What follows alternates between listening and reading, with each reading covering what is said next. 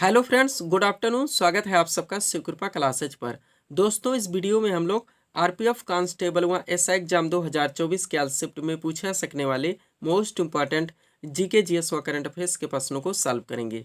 दोस्तों, आपके एग्जाम्स में जीके जीएस व करंट अफेयर्स के जितने भी टॉपिक से क्वेश्चंस पूछे जाने हैं, उन सभी टॉपिक्स को कलेक्ट करके ए टू जेड एक एक क्वेश्चन व एक एक फैक्ट चुन चुन के डाला गया है। इसके अलावा आपके प्रीवियस ईयर एग्जाम्स के प्रश्नों को भी शामिल किया गया है। साथ में एक्स्ट्रा फैक्ट को पूरी तरह से कवर करने का प्रयास किया गया है। तो दोस्तों, आप लोग इन्हें कॉन्सेंट्रेट होकर सॉल्व करें। क्वेश्चंस कम सॉल्व होने पर पुनः प्रश्नों का रिवीजन करें, ताकि आरपीएफ कांस्टेबल व एसआई एग्जाम 2024 में आप लोग जीके जीएस व करंट अफेयर्स के टॉपिक से अच्छा स्कोर कर सकें। ध्यान रखें दोस्तों, आपके एग्जाम में जीके जीएस व करंट अफेयर्स का अच्छा खासा वेटेज है। 50 क्वेश्चन आपके यहाँ से पूछे जाएंगे। तो चलिए दोस्तों, ज़्यादा समय न लेते हुए हम लोग इन सभी मोस्ट इंपॉर्टेंट प्रश्नों को सॉल्व करना शुरू करते हैं। दोस्तों, क्वेश्चन नंबर 1 है हमारा, विक्रमादित्य की उपाधि किस गुप्त सम्राट ने धारण की थी? हिस्ट्री से महत्वपूर्ण उपाधियों से दोस्तों आपका क्वेश्चन है, जो टॉपिक आपके बिल्कुल ट्रेंड में है, आपके लेवल में है। क्वेश्चन है हमारा, विक्रमादित्य की उपाधि किस गुप्त सम्राट ने धारण की थी? करेक्ट आंसर होगा चंद्रगुप्त द्वितीय ने। अब चूंकि दोस्तों महत्वपूर्ण उपाधियों से हमारा क्वेश्चन आया हुआ है, तो इस टॉपिक से जितने भी क्वेश्चंस बनते हैं उन सभी प्रश्नों को हम लोग यहीं पे कवर करेंगे। यही हमारे प्रिपरेशन की स्ट्रेटजी है दोस्तों, कि जिस भी टॉपिक्स को हम लोग उठाएंगे उस टॉपिक्स के सभी प्रश्नों को पूरे एक्स्ट्रा फैक्ट के साथ वहीं पे कवर करेंगे। ध्यान दीजिएगा दोस्तों, आप लोग सारे फैक्ट सिलेक्ट रखे गए हैं। पहला पॉइंट है हमारा, चंद्रगुप्त द्वितीय, जिसे विक्रमादित्य की उपाधि के साथ साथ चंद्रगुप्त विक्रमादित्य के नाम से भी जाना जाता है, भारत में गुप्त साम्राज्य का तीसरा शासक था। हमारे एक एक सेंटेंस से कई क्वेश्चन निकलते हैं दोस्तों, जो कि सारे ट्रेंड में रहते हैं। आप देखेंगे मंडी एग्जाम में यहाँ से बराबर क्वेश्चन बनते हैं। नेक्स्ट पॉइंट है हमारा, चंद्रगुप्त द्वितीय ने शकों पर विजय प्राप्त करके उसने विक्रमादित्य की उपाधि धारण की थी। हजारों बार पूछा गया आपके एग्जाम में। अब चलिए दोस्तों, ये पॉइंट हमारा हो चुका है। अब जितने भारतीय शासक के महत्वपूर्ण उपाधियों से रिलेटेड क्वेश्चन आपके एग्जाम में बनते हैं, एक सीट लगा के सब कुछ पूरी तरह से अपडेट कर दिए हैं। अगर इस सीट को आप लोग हमारे पूरी तरह से रिवाइज रखते हैं, तो इस टॉपिक से कोई भी क्वेश्चन बनते हैं ना, क्वेश्चन आपके मिस होने वाले हैं और ना ही एग्जाम में आप लोगों को तुक्का लगाना पड़ेगा। तो चलिए शुरू करते हैं हम लोग। एक तरफ भारतीय शासकों के नाम दिए गए हैं, दूसरी तरफ उनकी उपाधियों के नाम दिए गए हैं। पहला दोस्तों, बिंदुसार। बिंदुसार ने कौन सी उपाधि धारण की थी? आमित्रघात की। ध्यान रखेंगे। अशोक ने दोस्तों देवनामप्रिय और प्रियदर्शी की उपाधि धारण की थी। दोनों लोकप्रिय हैं, ध्यान रखेंगे आप लोग। समुद्रगुप्त ने दोस्तों कृतांत परशु की उपाधि धारण की थी। चंद्रगुप्त प्रथम की बात की जाए तो महाराजा धीराज, मोस्ट इंपॉर्टेंट है, महाराजा धीराज की उपाधि किसने धारण की थी? चंद्रगुप्त प्रथम ने। नेक्स्ट है चंद्रगुप्त द्वितीय, जिन्होंने विक्रमादित्य की उपाधि धारण की थी। शकों को पराजित करने के बाद में हम लोगों ने सेंटेंस में ही देख लिए हैं। आगे बढ़ते हैं दोस्तों, इनके बाद में है हर्षवर्धन, मोस्ट इंपॉर्टेंट, इन्होंने शिलादित्य की उपाधि धारण की थी। लास्ट है दोस्तों कनिष्क, जिन्होंने देवपुत्र की उपाधि धारण की थी। पूरी तरह से आप लोग प्रिपेयर रहेंगे। अब इसी के टॉपिक के साथ दोस्तों एक टॉपिक और छोटा सा जुड़ जाता है, जहां से भी क्वेश्चन आपके एग्जाम में बराबर पूछे जाते हैं। इसी के साथ हम लोग इसको भी रिवाइज कर लेते हैं। ध्यान देंगे आप लोग। टॉपिक क्या है? मुगल शासक और उनके प्रसिद्ध नाम। फेवरेट टॉपिक है, ध्यान रखिएगा। एक तरफ शासकों के नाम है, दूसरी तरफ उनके प्रसिद्ध नाम दिए गए हैं, जिस नाम से ज्यादातर जाने जाते थे।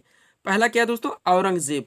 औरंगजेब को और किस नाम से जाना जाता था? जिंदा पीर, या जिंदा पीर के नाम से किस शासक को जाना जाता है? तो औरंगजेब। दोनों तरफ से क्वेश्चन को पलट के पूछा था, इसलिए मैं दोस्तों क्वेश्चंस को रिवाइज करने व पीडीएफ के बारे में बराबर बोलता रहता हूँ। अगला है दोस्तों जहादार शाह, ये लंपट मूर्ख के नाम से जाने जाते थे। फर्रुख शेर को मुगल वंश का घृणितकार कहा जाता था। रफीउ दर्जात को दोस्तों कठपुतली शासक के नाम से जाना जाता था। मोहम्मद शाह आप लोग जानते हैं, बार बार पूछाता है, रंगीला बादशाह के नाम से जाना जाता था। और बहादुर शाह को दोस्तों, बहादुर शाह जो प्रथम थे, उन्हें शाह बेखबर के नाम से जाना जाता था। पूरी तरह से आप लोग प्रिपेयर रहेंगे। लास्ट पॉइंट क्या है दोस्तों यहाँ पे? बहादुर शाह द्वितीय, जिन्हें जफर के नाम से जाना जाता था। आप लोग जानते थे बहादुर शाह प्रथम शाह बेखबर और बहादुर शाह द्वितीय को ही बहादुर शाह जफर के नाम से जाना जाता था। पूरी तरह से प्रिपेयर रहेंगे। एक छोटा सा पॉइंट देख लीजिए ताकि टॉपिक आपका कंप्लीट हो जाए। क्या है? समुद्रगुप्त को भारत का नेपोलियन भी कहा जाता है। आप लोग जानते हैं, ये वनडे एग्जाम का फेवरेट क्वेश्चन है। आगे बढ़ते हम लोग थोड़ा सा पीडीएफ के बारे में बात करेंगे, पुनः हम लोग नेक्स्ट क्वेश्चन की ओर चलेंगे। ध्यान देंगे आप लोग, 4 पीडीएफ यहाँ पे हमारा लगा हुआ है, लेकिन हम लोग सबसे पहले आरपीएफ कांस्टेबल व एसआई एग्जाम 2024 के बारे में ही बात करेंगे, जिसका ऑलरेडी दोस्तों हम लोग यहाँ पे प्रिपरेशन भी कर रहे हैं। दोस्तों इसमें जो आपका पाठ्यक्रम आएगा, आप लोग जानते होंगे, आपका पूरा जीके यानी कि हिस्ट्री, पॉलिटी, जियोग्राफी, इकोनॉमिक्स, आपका पूरा मिससेलेनियस का चैप्टर यानी कि पूरा विविध का चैप्टर, जो कि आपके एग्जाम में पूरी तरह से ट्रेंड में रहता है। इसके अलावा आपका जीएस यानी कि जनरल साइंस व करंट अफेयर्स, इन सब के पूरे पाठ्यक्रम को टोटल 25 पीडीएफ में अच्छी तरह से दोस्तों कवर किया गया है, जिसकी पेड फीस 100 रुपये रखी गई है। व्हाट्सअप नंबर आप लोगों के सामने, जहां पर आप जुड़कर पीडीएफ ले सकते हैं। और इसी नंबर पे दोस्तों आप लोग वैकेंसी से रिलेटेड या पीडीएफ से रिलेटेड कोई जानकारी चाहिए, कोई डाउट्स है, तो आप डायरेक्टली कॉल करके बात भी कर सकते हैं। सेकंड पीडीएफ दोस्तों जो कि हमारा कंबाइन है, अभ्यर्थियों को दिया जा रहा है, बिहार एसएससी व बिहार पुलिस कांस्टेबल का है। नेक्स्ट पीडीएफ के बारे में बात करेंगे दोस्तों, जो हमारे द्वारा अभ्यर्थियों को दिया जा रहा है, यूपी पुलिस कांस्टेबल एग्जाम 2024 पाठ्यक्रम। आप लोग जानते हैं इसका सिलेबस पूरा आपका जीके आ ही जाएगा, पूरा आपका जीएस भी आएगा, पूरा आपका मिससेलेनियस यानी विविध भी आएगा, पूरा करंट आएगा, सामान्य हिंदी आएगा, यूपी स्पेशल में स्टैटिक व करंट, इन सब के पूरे पाठ्यक्रम को टोटल दोस्तों 39 यानी कि 39 पीडीएफ में कवर किया गया, जिसकी पेड फीस भी 100 रुपये रखी गई है। लास्ट पीडीएफ जो हमारे द्वारा अभ्यर्थी को दिया जा रहा है दोस्तों, एसएससी सीपीएस एग्जाम 2024 के नाम से। और आप लोग जानते हैं दोस्तों, ये पाठ्यक्रम आपका एसएससी के द्वारा जितने भी एग्जाम कंडक्ट करवाए जाते हैं, चाहे दोस्तों आपका सीजीएल हो, सीएचएसएल, एमटीएस या फिर जेडी, इन सब के पाठ्यक्रम को पूरी तरह से कवर कर रहा है। एक बात कहना चाहेंगे दोस्तों, जितने लोग ऑलरेडी पीडीएफ ले चुके हैं, ले रहे हैं, आप लोग दोस्तों अच्छे से इसको रिवाइज करें। आप जानते हैं कि एक सेट पर कितने लोग फाइट करते हैं, तो जब तक दोस्तों भीड़ से अलग होकर कुछ अच्छा नहीं करेंगे, बात बनने वाली नहीं है। चलते हम लोग दोस्तों अगले क्वेश्चन की ओर। अगला क्वेश्चन क्या है दोस्तों, हमारा क्वेश्चन है दोस्तों, भारतीय संविधान के किस भाग में मौलिक अधिकारों का वर्णन है। आप जानते हैं आपका एवरग्रीन टॉपिक है, ट्रेंडिंग टॉपिक है, मूल अधिकार। बहुत सारे क्वेश्चन यहाँ से दोस्तों निकलते हैं, जो कि आपके एग्जाम में बराबर पूछे जाते हैं, भर भर के पूछे जाते हैं और रिपीट होते रहते हैं। तो दोस्तों मूल अधिकार से हमारा क्वेश्चन आया हुआ है। इस टॉपिक से जितने भी क्वेश्चन बनेंगे, जितने ट्रेंड से घुमा के पूछे जाते हैं, जितने फैक्ट निकलते हैं, सबको पूरी तरह से दोस्तों इस सीट में अपडेट कर दिया गया है। अगर इस सीट को आप लोग पूरी तरह से अपडेट रखते हैं, तो मूल अधिकार से रिलेटेड कोई भी क्वेश्चन आपके एग्जाम में पूछे जाते हैं, ना क्वेश्चन आपके मिस होने वाले हैं और ना ही गलत होने वाले हैं। चलिए शुरू करते हैं हम लोग। क्वेश्चन क्या हमारा, भारतीय संविधान के किस भाग में मौलिक अधिकारों का वर्णन है। करेक्ट आंसर का भाग 3 में। आप चलिए एक्स्ट्रा फैक्ट में पहला पॉइंट है हमारा, भारतीय संविधान में मूल अधिकारों का वर्णन संविधान के अनुच्छेद 12 से 35 तक है, जो कि संविधान का भाग 3 है। पूरी तरह से अपडेट रहेंगे। नेक्स्ट पॉइंट है हमारा, प्रारंभ में मूल अधिकारों की संख्या 7 थी, लेकिन 44वें संविधान संशोधन 1978 के द्वारा संपत्ति के अधिकार को मूल अधिकार से हटाकर एक विधिक अधिकार यानी कि एक कानूनी अधिकार बना दिया गया और अनुच्छेद 300 का में जोड़ दिया गया। तब से वर्तमान में टोटल मूल अधिकारों की संख्या 6 है। पूरी तरह से क्लियर रहेंगे। अब 6 हैं दोस्तों, तो पहले उन 6 मूल अधिकारों को देखिए, जहां से क्वेश्चन डायरेक्टली बनता है। क्या क्या है दोस्तों, सबसे पहला हमारा समानता का अधिकार, जिसका वर्णन संविधान में अनुच्छेद 14 से लेकर 18 तक है। नेक्स्ट है दूसरा हमारा स्वतंत्रता का अधिकार, जिसका वर्णन संविधान में अनुच्छेद 19 से लेकर 22 तक है। अगला दोस्तों शोषण के विरुद्ध अधिकार, जिसका वर्णन संविधान में अनुच्छेद 23 से लेकर 24 तक है। फिर है चौथा हमारा धार्मिक स्वतंत्रता का अधिकार, जिसका वर्णन संविधान में अनुच्छेद 25 से लेकर 28 तक आता है। नेक्स्ट दोस्तों हमारा पांचवा है संस्कृति एवं शिक्षा संबंधी अधिकार, जिसका वर्णन संविधान में अनुच्छेद 29 से लेकर 30 तक है। और लास्ट है दोस्तों हमारा संवैधानिक उपचारों का अधिकार, जो कि हमारा छठा मूल अधिकार है। इसका वर्णन संविधान के अनुच्छेद 32 में। डायरेक्टली यहाँ से बनते हैं, ध्यान रखेंगे। अब चलिए उन सभी ट्रेंड को देखते हैं, जहां जहां से घुमा घुमा के क्वेश्चन बनते हैं। पूरी तरह से आप रिवाइज रखेंगे, एक एक क्वेश्चन की कीमत आप लोग जानते हैं। और हमारे द्वारा जितने क्लासेस दी गई दोस्तों, सबके पीडीएफ ऑलरेडी अभ्यर्थियों को दिए जा रहे हैं। तो देखिएगा आप लोग, पहला पॉइंट हमारा विधि के समक्ष समानता का अधिकार संविधान के किस अनुच्छेद में है, तो अनुच्छेद 14 में है। नेक्स्ट है अनुच्छेद 15 का संबंध किससे है। अब दोस्तों एक बात ध्यान दीजिएगा, कभी कभी क्या होता है, आपके क्वेश्चन में कॉन्सेप्ट दिया जाता है और आपके ऑप्शन में आर्टिकल दिए जाते हैं, आपको आंसर देने होते हैं। जैसे कि हमारा पॉइंट नंबर 1 है, विधि के समक्ष समानता का अधिकार संविधान के किस अनुच्छेद में, और आपके ऑप्शन में दोस्तों आर्टिकल दिए जाते हैं। कभी कभी ऐसा भी होता है कि आपके दोस्तों क्वेश्चन में आर्टिकल दिया जाता है, जो कि हमारा सेकंड नंबर पॉइंट है कि अनुच्छेद 15 का संबंध किससे है, और आपके दोस्तों ऑप्शन में कॉन्सेप्ट दिया जाता है। तो दोनों तरफ से ध्यान रखेंगे, इसलिए हम वो हर ट्रेंड से क्वेश्चंस को डालने का प्रयास करते हैं, जितने ट्रेंड से आपके एग्जाम में क्वेश्चन पूछा जाता है। तो सेकंड पॉइंट हमारा क्या है, अनुच्छेद 15 का संबंध किससे है, धर्म, मूलवंश, जात, लिंग या जन्म स्थान के प्रतिषेध से। नेक्स्ट है दोस्तों अनुच्छेद 16 का संबंध बताना है, तो लोक नियोजन के विषयों में अवसर की समानता, या आप कह सकते हैं सरकारी पद प्राप्ति के समान अवसर। अगला दोस्तों अनुच्छेद 17 जो कि हाईलाइटेड है, आप लोग जानते हैं एस्पिरेशनता के अंत से संबंधित है, और अनुच्छेद 18 का संबंध दोस्तों उपाधियों के अंत से। आगे बढ़ते हैं, अनुच्छेद 19 की बात करेंगे, मोस्ट बड़ा विचार एवं अभिव्यक्ति की स्वतंत्रता का प्रावधान किया गया है। अनुच्छेद 20 में दोस्तों अपराधों के लिए 2 सिद्धि के संबंध में संरक्षण का प्रावधान किया गया है। और अनुच्छेद 21 में दोस्तों प्राण और दैहिक स्वतंत्रता के संरक्षण का प्रावधान किया गया है। एक एक कॉन्सेप्ट पूरी तरह से रिवाइज रखेंगे, कुछ भी करके बार बार रट्टा मार के या कोई दोस्तों ट्रिक बैठा के या पीडीएफ लेके दोस्तों अच्छे ढंग से रिवाइज करके। आर्टिकल 21 का की बात की जाए, मोस्ट इंपॉर्टेंट हो जाता है। क्या प्रावधान किया गया है, 6 से 14 वर्ष तक के सभी बच्चों को अनिवार्य और निःशुल्क शिक्षा का प्रावधान। अब यही पलट दीजिए, 6 से 14 वर्ष तक के सभी बच्चों को अनिवार्य निःशुल्क शिक्षा का प्रावधान भारतीय संविधान के किस अनुच्छेद में वर्णित है, तो 21 का। दोनों तरफ से ध्यान रखेंगे। अगला क्या है, अनुच्छेद 23 की बात की जाए तो मानव दुर्व्यापार एवं बलात्कार श्रम का प्रतिषेध किया गया है। अगला दोस्तों अनुच्छेद 24, जिसमें दोस्तों कारखानों आदि में बालिकों के नियोजन का प्रतिषेध किया गया है। पूरी तरह से दोस्तों क्लियर रहेंगे। अनुच्छेद 29 बात हो चुकी है, अल्पसंख्यक वर्गों के संरक्षण का दोस्तों हितों के संरक्षण का प्रावधान है। और अनुच्छेद 32 जो हमारा छठा मूल अधिकार है, इसमें संवैधानिक उपचारों के अधिकार का प्रावधान किया गया है। पूरी तरह से क्लियर रहेंगे। अब थोड़ा सा दोस्तों यहाँ पे नोट देख लीजिए ताकि ये टॉपिक आप लोगों का यहीं पे पूरी तरह से क्लियर हो सके। क्या है दोस्तों, 44वें संवैधानिक संशोधन 1978 ने यह स्पष्ट किया कि राष्ट्रपति द्वारा राष्ट्रीय आपातकाल के दौरान अनुच्छेद 20 जिसमें प्रावधान है अपराधों के लिए दो सिद्धि के संबंध में संरक्षण, और अनुच्छेद 21 जिसमें प्रावधान है जीवन और व्यक्तिगत स्वतंत्रता की सुरक्षा को निलंबित नहीं किया जा सकता। पूरी तरह से क्लियर रखें। क्वेश्चन डाकले पूछाता है आपातकाल के दौरान कौन से ऐसे आर्टिकल हैं दोस्तों जो कि आपातकाल के दौरान भी नष्ट नहीं होते, खत्म नहीं होते, समाप्त नहीं होते। तो 21 दोस्तों 20 और 21 यानी कि आर्टिकल 20 और 21 से ध्यान रखेंगे। लास्ट पॉइंट देख लीजिए, भारतीय संविधान में वर्णित मूल अधिकार यूएसए के संविधान से लिया गया है। ये भी आप लोग दोस्तों पूरी तरह से ध्यान रखेंगे। पीडीएफ के बारे में ऑलरेडी बात हो चुकी है। बिहार एसएससी और बिहार पुलिस कांस्टेबल का कंबाइन है हमारा, RPF constable exam 2024, SSC CPO exam 2024 और यूपी पुलिस कांस्टेबल एग्जाम 2024। बढ़ते हम लोग अगले क्वेश्चन की ओर। अगला क्वेश्चन है दोस्तों हमारा, हरिप्रसाद चौरसिया किस वाद्ययंत्र से संबंधित है? करेक्ट आंसर होगा बांसुरी से। किससे? बांसुरी से। आप जानते हैं आपका एवरग्रीन टॉपिक है, बराबर यहाँ से क्वेश्चन पूछे ही जाते हैं। तो एक सीट यहाँ पे लगा दिया दोस्तों। अगर इस सीट को आप लोग पूरी तरह से रिवाइज रखते हैं, ये स्मार्ट स्ट्रेटजी के जरिए बनाई गई सीट है दोस्तों। अगर हम यहाँ पे ऑप्शन रख दें, आप जानते हैं टॉपिक आपका वादक एवं उनके वाद्ययंत्र, वैसे 2 घंटे का दोस्तों टॉपिक होता है, लेकिन आप जब चाहें इस सीट के जरिए 1 मिनट में पूरी तरह से रिवाइज कर सकते हैं।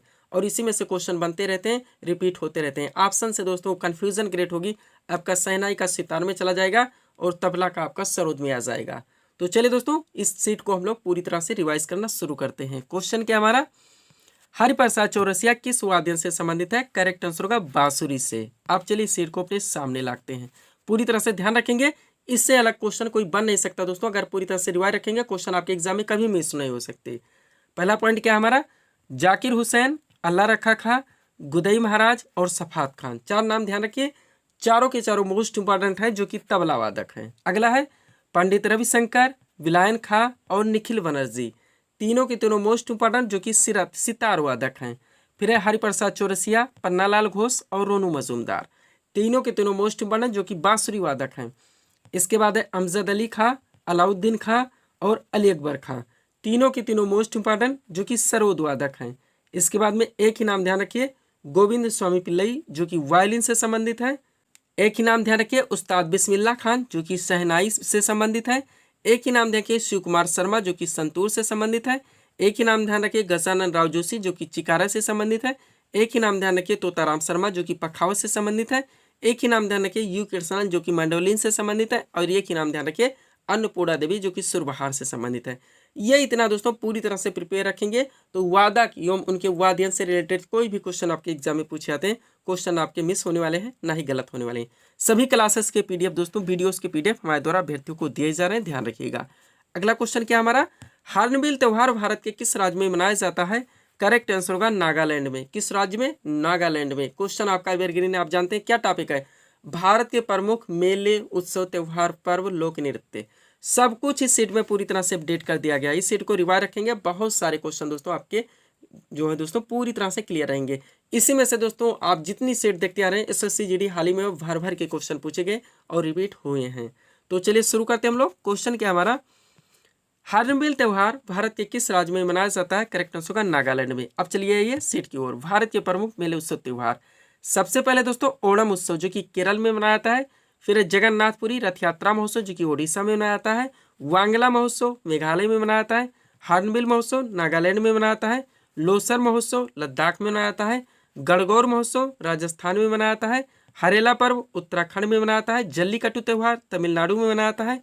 शांग महोत्सव हरियाणा में मनाया जाता है। संगई महोत्सव मणिपुर में मनाया जाता है। उगादि पर्व कंबाला उत्सव दोनों मोस्ट इंपॉर्टेंट है, कर्नाटक में मनाया जाता है। रण उत्सव गुजरात में मनाया जाता है। बिहुला महोत्सव बिहार में मनाता है। फ्लेमिंगो त्यौहार आंध्र प्रदेश में मनाता है। अंबुबाची त्यौहार असम में मनाता है। त्रिशूर पुरम उत्सव मोस्ट जो हमारा क्वेश्चन था केरल में मनाता है। नववर्ष पुथांडु तमिलनाडु में मनाता है। मांडू महोत्सव मध्य प्रदेश में मनाता है। और बिहू ये दोस्तों असम में मनाता है या आयोजित किया जाता है। पूरी तरह से प्रिपेयर रहेंगे। अब एक सीट छोटी सी और है, इसको भी आप क्लियर कर लीजिए। क्या क्या है दोस्तों?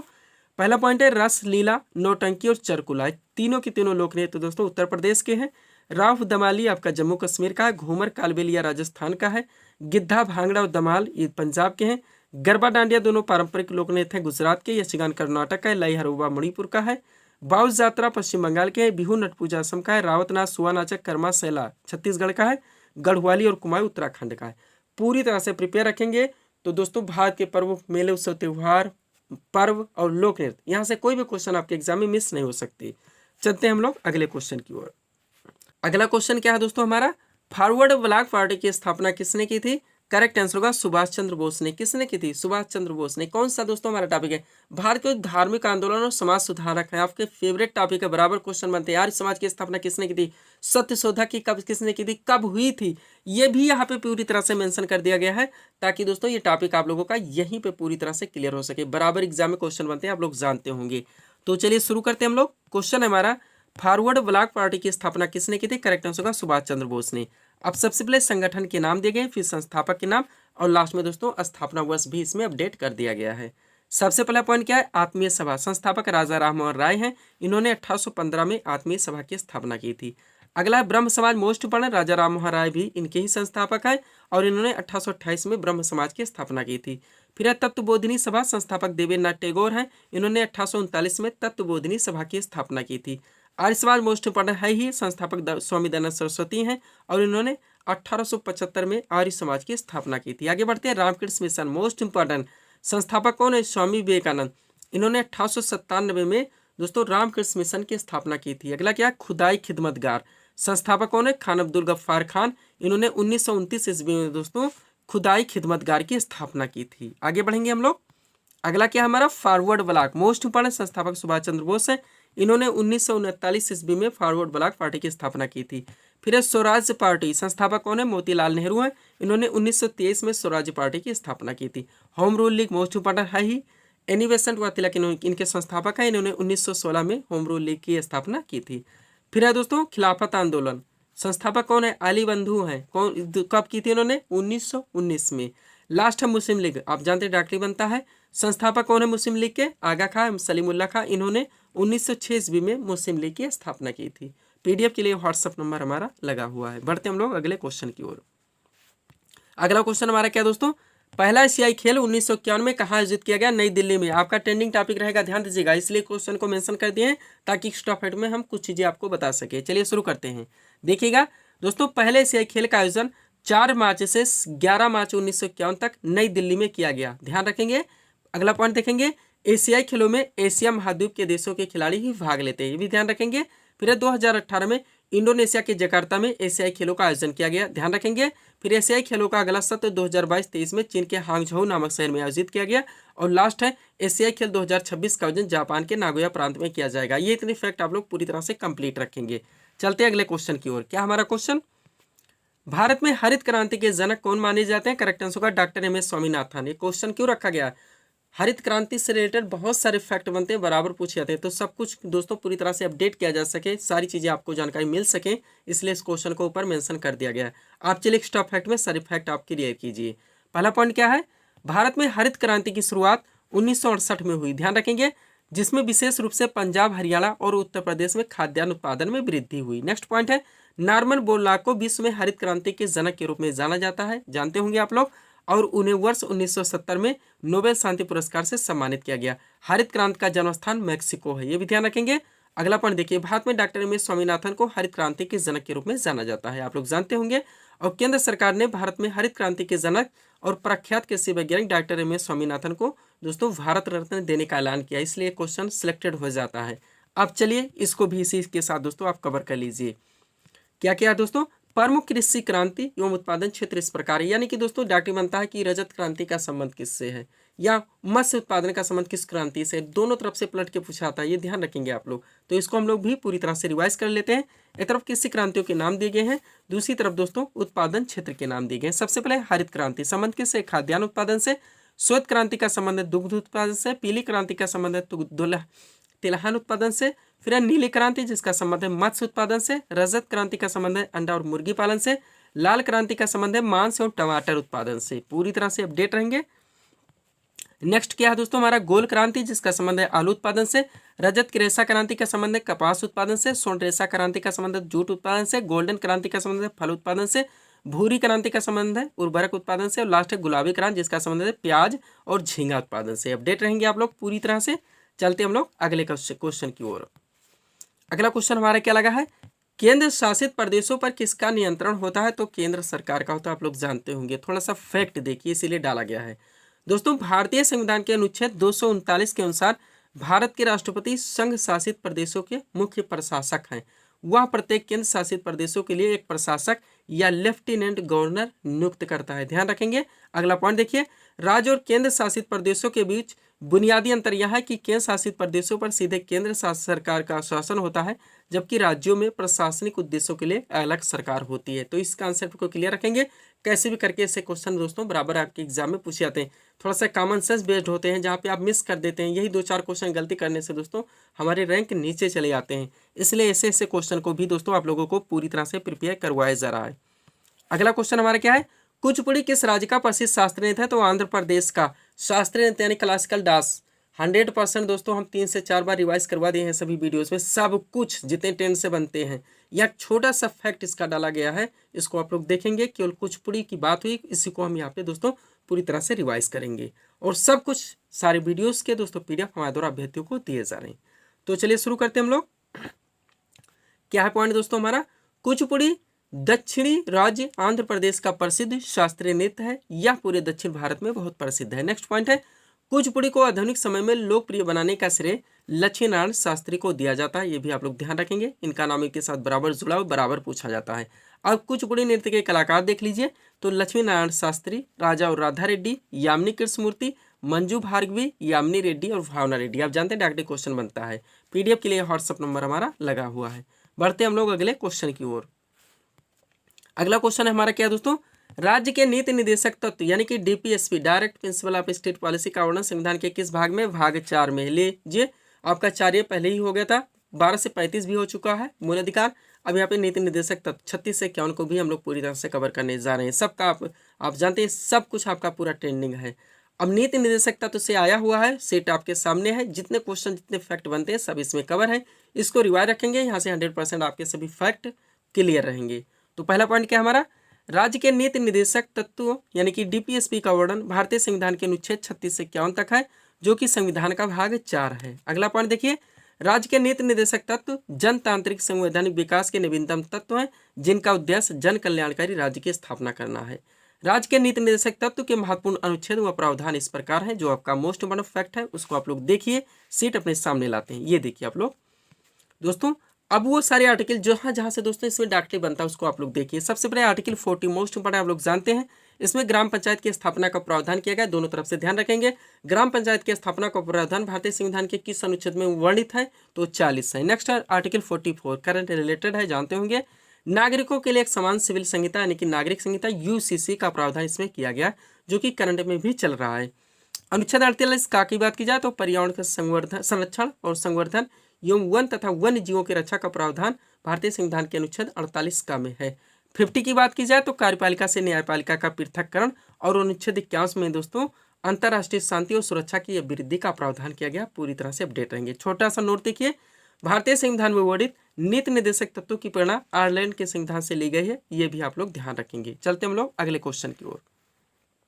अगला क्वेश्चन है दोस्तों हमारा, लौह पाषाण काल में मनुष्य ने सबसे पहले किसका प्रयोग किया? तो कुल्हाड़ी का किया था। ये भी यहाँ पे अपडेट करवाने वाले हैं, इसलिए क्वेश्चन को डाल दिए गए हैं।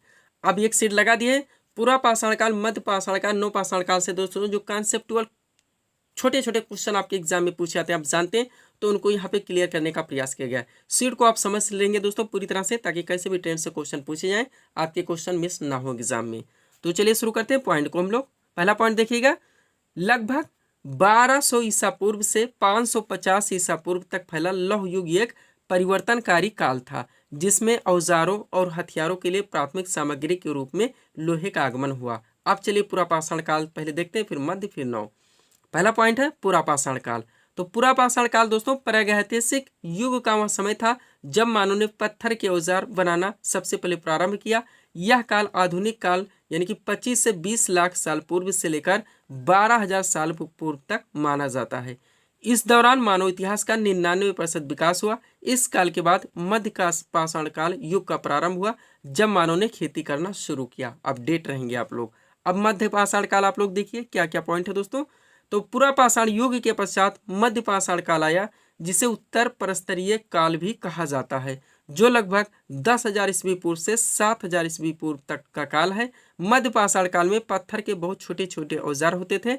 मध्य पाषाण काल के प्रमुख औजार फलक, खुरसन, त्रिभुजाकार, चंद्राकार जैसे कई सूक्ष्म पाषाण उपकरण थे। यानी जैसे जैसे विकास होने लगा, पहले बड़े बड़े पत्थर के औजार, फिर उसमें दोस्तों कलाकारी होने लगी। तो ध्यान रखिएगा, इसलिए उसके नाम भी रख दिए, त्रिभुजाकार, चंद्राकार, ऐसे भी करके क्वेश्चन बनते हैं। और एक एक क्वेश्चन की कीमत आप लोग जानते हैं। पूरा पाषाण काल, मध्य पाषाण काल आपका हो गया। नवपाषाण काल देखिए क्या है दोस्तों। प्रागैतिहासिक काल का सबसे विकसित काल नवपाषाण काल था, जिसका समय लगभग 7,000 वर्ष पूर्व माना जाता है। विश्व भर में इस काल में कृषि कार्यों का प्रयोग मनुष्य ने शुरू कर दिया था, अर्थात अब मानव भोजन के लिए शिकार पर आधारित न रहकर उत्पादक बन चुका था। यानी हम कह सकते हैं मनुष्य अब खाद्य संग्राहक से खाद्य उत्पादक बन चुका था। अपडेट रहेंगे आप लोग। चलते हम लोग अगले क्वेश्चन की ओर। अगला क्वेश्चन क्या है दोस्तों हमारा, बास्केटबॉल में कितने खिलाड़ी होते हैं। तो 5 खिलाड़ी बराबर पूछे जाते हैं। हम लोग जानते हैं किस खेल के प्रत्येक पक्ष में कितने खिलाड़ी होते हैं, डायरेक्टली क्वेश्चन बनता है। तो सब कुछ एक सीट लगा दिए, अपडेट कर लिया गया है, ऑप्शन की कोई आवश्यकता नहीं। इसको आप दोस्तों पूरी तरह से अपडेट रखेंगे। चलिए, विभिन्न खेलों के नाम एक तरफ है, खिलाड़ियों की संख्या एक तरफ है। सबसे पहले है रग्बी फुटबॉल, कितने खिलाड़ी होते हैं, 15। क्रिकेट, हॉकी और फुटबॉल एक साथ तीनों देखेंगे, तीनों में 11 खिलाड़ी होते हैं। खो खो और बेसबॉल में दोस्तों 9 खिलाड़ी होते हैं। हैंडबॉल, वाटर पोलो और कबड्डी में 7 खिलाड़ी होते हैं। वॉलीबॉल में 6 खिलाड़ी होते हैं। प्रत्येक पक्ष में कितने खिलाड़ी होते हैं, ये आपका टॉपिक है। और लास्ट है दोस्तों पोलो, इसमें कितने खिलाड़ी होते हैं, तो 4 खिलाड़ी होते हैं। पूरी तरह से आप लोग अपडेट रहेंगे दोस्तों, कोई भी क्वेश्चन आपके एग्जाम में, ताकि मिस ना हो। चलते हम लोग अगले क्वेश्चन की ओर। ये आपका इंपॉर्टेंट टॉपिक आ गया है दोस्तों। भारत में सबसे कम जनसंख्या वाला राज्य कौन सा है, तो सिक्किम है। क्वेश्चन कहाँ से आ गया, सेंसस यानी जनगणना से आ गया 2011। अब ये सेट देखिए आप दोस्तों, 2011 की जनगणना से रिलेटेड जितने फैक्ट बनते हैं आपके एग्जाम में पूछे जाने वाले हैं, जहां से दोस्तों बराबर हर वनडे एग्जाम में क्वेश्चन देखने को मिलते हैं। हाल ही में एसएससी जीडी हुआ, इसी में से भर भर के क्वेश्चन पूछे गए और रिपीट हुए हैं। तो इस सीट को दोस्तों पूरी तरह से रिवाइज रखेंगे। जनगणना 2011 से रिलेटेड कोई भी क्वेश्चन आपके एग्जाम में पूछाएंगे, ना क्वेश्चन आपके मिस होंगे और ना ही क्वेश्चन आपके गलत होंगे। चलिए शुरू करते हैं हम लोग। क्वेश्चन क्या हमारा, भारत में सबसे कम जनसंख्या वाला राज्य कौन सा है, तो सिक्किम है। आप चलिए सीट की ओर। पहला पॉइंट क्या है, A to Z कवर की गए हैं दोस्तों, सारी चीजें ध्यान रखेंगे आप लोग। पहला पॉइंट है, भारत में जनगणना की शुरुआत 1872 में लॉर्ड मेयो के कार्यकाल में हुई थी। नेक्स्ट पॉइंट है, भारत में नियमित जनगणना की शुरुआत 1881 में लॉर्ड रिपन के कार्यकाल में की गई थी। यानी जो पहले हुई थी 1872 में लॉर्ड मेयो के कार्यकाल में, वो नियमित नहीं थी, नियमित हुई थी 1881 में लॉर्ड रिपन के शासनकाल में। अगला है जनगणना संघ सूची का विषय, ये भी ध्यान रखेंगे, जिसका वर्णन संविधान के अनुच्छेद 246 में है। नेक्स्ट, 2011 की जनगणना भारत की 15वीं जनगणना और स्वतंत्र भारत की 7वीं जनगणना थी। नेक्स्ट, 2011 की जनगणना के समय जनगणना आयुक्त तो डॉक्टर सी चंद्रमौली थे, ये भी ध्यान रखेंगे। और 2011 की जनगणना का आदर्श वाक्य हमारी जनगणना हमारा भविष्य, ये भी ध्यान रखेंगे। अब ये बेसिक चीजें थी। अब चलिए डाटा देखते हैं आप लोग, जो कि निकल के आया जनगणना होने के बाद में। पहला पॉइंट क्या है, जनगणना 2011 के अनुसार भारत में कुल कितने जिले हैं, तो 640 जिले हैं। अगला है, जनगणना 2011 के अनुसार भारत का सर्वाधिक जनसंख्या वाला जिला कौन सा है, तो थाने है, जो कि महाराष्ट्र में पड़ता है। और इसी के साथ देखेंगे, जनगणना 2011 के अनुसार भारत का न्यूनतम जनसंख्या वाला जिला कौन सा है, तो दिबांग वैली है, जो कि अरुणाचल प्रदेश में पड़ता है। यानी कि सबसे ज्यादा और सबसे कम दोस्तों फैक्ट को एक साथ सेट किया गया है क्वेश्चन में, ताकि दोस्तों आपको याद रखने में आसानी हो। अगला पॉइंट देखिएगा, जनगणना 2011 के अनुसार भारत का सर्वाधिक जनघनत्व वाला राज्य तो बिहार है, व जनगणना 2011 के अनुसार भारत का न्यूनतम जनघनत्व वाला राज्य अरुणाचल प्रदेश है। दोनों ध्यान रखेंगे। नेक्स्ट पॉइंट है, जनगणना 2011 के अनुसार भारत का जनसंख्या घनत्व तो 382 व्यक्ति प्रति वर्ग किलोमीटर, ध्यान रखेंगे। और जनगणना 2011 के अनुसार भारत का लिंगानुपात 943 है, यानी 1000 पुरुषों पर स्त्रियों की संख्या 943। आगे बढ़िए, जनगणना 2011 के अनुसार भारत की साक्षरता दर तो 74.04%, जिसमें पुरुष साक्षरता दर 82.14% और महिला साक्षरता दर 65.46%। पूरी तरह से ध्यान रखेंगे। यही 3 डाटा दोस्तों कम से कम 10 बार जीडी में पूछा गया है, महिला, पुरुष और सामान्य, यानी कि सबका। अब आगे देखिएगा, जनगणना 2011 के अनुसार भारत का सबसे साक्षर राज्य वो केरल है, और जनगणना 2011 के अनुसार भारत का न्यूनतम साक्षर राज्य वो बिहार है। दोनों लोग सभी लोग जानते होंगे दोनों क्वेश्चन को। आगे बढ़ते हैं। जनगणना 2011 के अनुसार भारत का सबसे साक्षर केंद्र शासित प्रदेश और लक्षद्वीप है, और जनगणना 2011 के अनुसार न्यूनतम साक्षरता वाला केंद्र शासित प्रदेश तो दादरा और नगर हवेली है। आगे बढ़ते हैं। जनगणना 2011 के अनुसार भारत का सर्वाधिक लिंगानुपात वाला राज्य तो केरल है, और जनगणना 2011 के अनुसार भारत का न्यूनतम लिंगानुपात वाला राज्य वो हरियाणा है। नेक्स्ट, जनगणना 2011 के अनुसार भारत का सबसे कम जनसंख्या वाला राज्य वो सिक्किम है, और जनगणना 2011 के अनुसार भारत का सर्वाधिक जनसंख्या वाला राज्य वो उत्तर प्रदेश है। पूरी तरह से अपडेट रहेंगे दोस्तों 2011 की जनगणना को लेकर। पीडीएफ के लिए व्हाट्सएप नंबर हमारा लगा हुआ है। बढ़ते हम लोग अगले क्वेश्चन की ओर। अगला क्वेश्चन आपका क्या है दोस्तों, कार्यपालिका का वास्तविक प्रमुख कौन होता है? तो प्रधानमंत्री होता है। कौन होता है? प्रधानमंत्री। थोड़ा सा फैक्ट देख लीजिए, इस यही फैक्ट करवाने के लिए दोस्तों इस क्वेश्चन को यहाँ पे डाला गया है। देखेंगे, भारत के संविधान में सरकार के संसदीय स्वरूप का प्रावधान किया गया है, ये शब्द नहीं भूलेंगे। राष्ट्रपति को केवल नाम मात्र कार्यकारी बना दिया गया है, और वास्तविक कार्यकारी प्रधानमंत्री की अध्यक्षता वाली मंत्रिपरिषद है। ध्यान रखेंगे, जब कार्यपालिका का प्रधान नाम मात्र का प्रधान न होकर राज्य की समस्त शक्तियों का प्रयोग करता है, तब हम उसे वास्तविक कार्यपालिका कहते हैं। जैसे अमेरिका का राष्ट्रपति वास्तविक कार्यपालिका का उदाहरण है। एक एक सेंटेंस हमारा ध्यान रखेंगे दोस्तों, तो कैसे भी क्वेश्चन मोड़े जाएंगे, आंसर आपके निकल ही आएंगे। नेक्स्ट, संविधान का अनुच्छेद 74 प्रधानमंत्री के पद को स्थापित करता है, ये आर्टिकल ध्यान रखेंगे। यह निर्दिष्ट करता है कि एक मंत्रिपरिषद होगी जिसका मुखिया प्रधानमंत्री होगा, जो भारत के राष्ट्रपति को सलाह और सहायता प्रदान करेंगे। ध्यान रखेंगे आप लोग। चलते हम लोग अगले क्वेश्चन की ओर। अगला क्वेश्चन हमारा क्या है, लोकमान्य तिलक पुरस्कार 2023 से किसे सम्मानित किया गया? प्रधानमंत्री नरेंद्र मोदी को। जीडी में पूछा गया था, ध्यान रखेंगे आप लोग। अब क्वेश्चन कहाँ से आ गया है? करंट से। तो हम लोग क्या करेंगे, करंट के लिए सीट लगी है दोस्तों। मोस्ट बड़ा क्वेश्चन जितने हो सकते हैं अधिकांश प्रश्नों को यहाँ पे कवर किया गया है। ध्यान रखेंगे दोस्तों, ये ऐसे क्वेश्चन हैं जो कि आपके एग्जाम में पूरी तरह से ट्रेंड में रहेंगे। चलिए शुरू करते हैं हम लोग। क्वेश्चन क्या हमारा, लोकमान्य तिलक पुरस्कार 2023 से किसे सम्मानित किया गया? प्रधानमंत्री नरेंद्र मोदी को। अब चलिए पहले क्वेश्चन की ओर। क्या है, हाल ही में 22वें विधि आयोग के नए अध्यक्ष कौन बने हैं? न्यायमूर्ति ऋतुराज अवस्थी। ध्यान रखेंगे। नेक्स्ट, हाल ही में विश्व बैंक के 14वें अध्यक्ष के रूप में किसे चुना गया? अजय बंगा को। नेक्स्ट, राष्ट्रीय परीक्षण एजेंसी यानी कि एनटीए नेशनल टेस्टिंग एजेंसी जो कि बहुत सारे एग्जाम्स को कंडक्ट करवाती है, पूछा जा रहा है कि नए महानिदेशक कौन बने? सुबोध कुमार।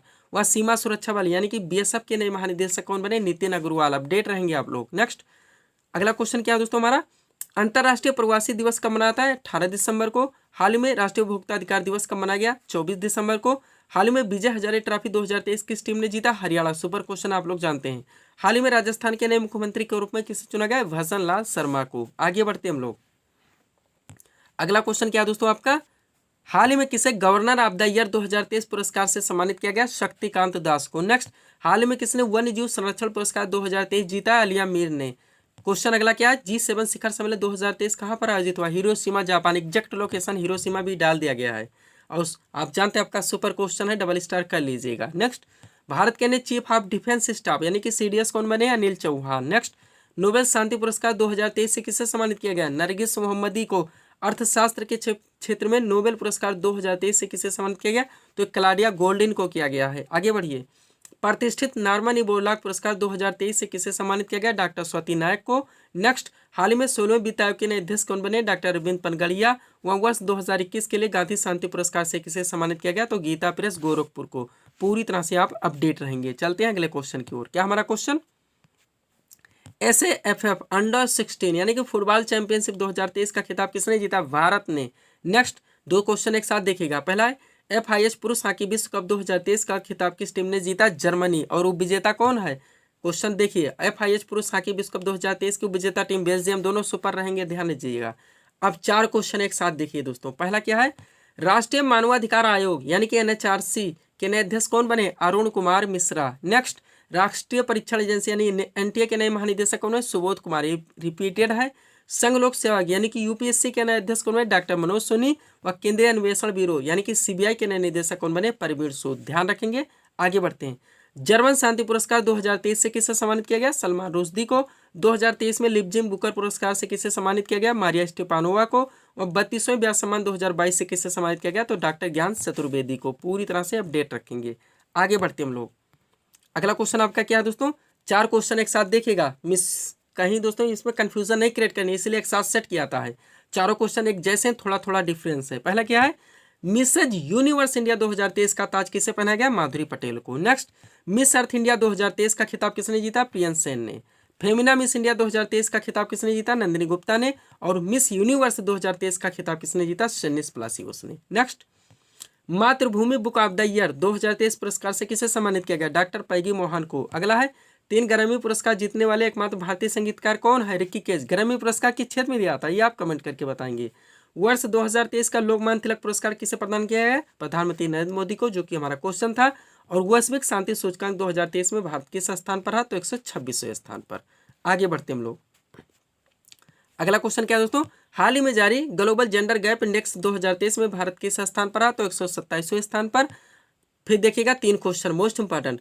ऑस्ट्रेलिया ओपन 2023 में पुरुष एकल का खिताब किसने जीता? नोवाक जोकोविच ने। नेक्स्ट, विंबलडन ओपन 2023 में पुरुष एकल का खिताब किसने जीता? तो कार्लोस अल्कारेज ने। वो वर्ल्ड प्रेस फ्रीडम इंडेक्स 2023 में भारत किस स्थान पर है? तो 161वें स्थान पर। पूरी तरह से आप लोग अपडेट रखेंगे। तो ये थे दोस्तों इस सीरीज के टॉप एमसीक्यूज के प्रश्न, जिनको यहाँ पे हम लोगों ने सॉल्व किए हैं। उम्मीद है दोस्तों आप सभी लोगों ने सॉल्व किए होंगे और देखे होंगे कि यहाँ से आपके कितने प्रश्न सही हो रहे हैं। तो दोस्तों इसी तरह के वीडियोस के लिए आप माई स्टडी चैनल शिव कृपा क्लासेस से जुड़े, चैनल को सब्सक्राइब करें ताकि हमारे द्वारा दी जाने वाली सभी वीडियोस आप क्रम से सबसे पहले देख सकें। तो मिलते हैं दोस्तों हम नेक्स्ट वीडियोस में। Thanks for watching.